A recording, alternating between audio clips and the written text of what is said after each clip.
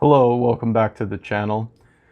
In this video I'm going to show you some of my go-to palette knives.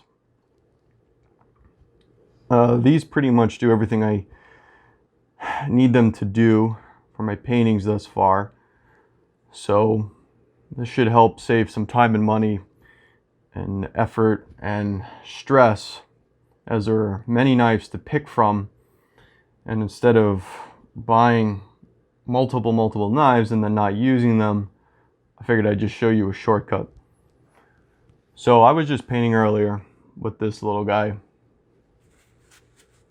and I like to use this for mixing on my palette.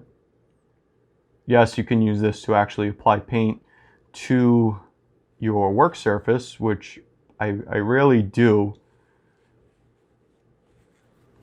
So when mixing piles of paint, you can kind of keep the mess under control, because I'm all over the place.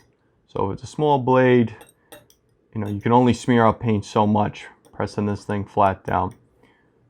Great shape, great size. I highly recommend it. These are all very inexpensive, by the way. $4 or $5 depending where you buy it from. So that's that. These knives would almost never see a work surface, meaning what you're actually painting on. These are billed as palette knives. They're two shapes, two different brands, and they both get the job done. This shape I think is a little more traditional. It is very easy to work with. And then I got this one because it looks so interesting. I saw this being used somewhere else in paint mixing. So different feel to the tool. This one's pretty flexible. Yeah, they're both very flexible blades. They're meant for mixing. These are great when you want to mix up larger piles of color. So if I know I need a lot of black paint or whatever color, and I want to mix up a lot, this will go a lot quicker using something like these two versus the little guy. And finally, we have this Bob Ross style knife.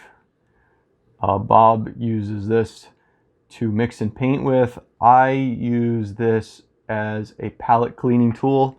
So when I'm done and I have paint piles, I grab my paper towel or your rag, come in, holding it like this. It's nice, it's thin. This one, a little more stiff than the other two larger palette knives.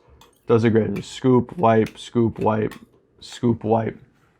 Very useful.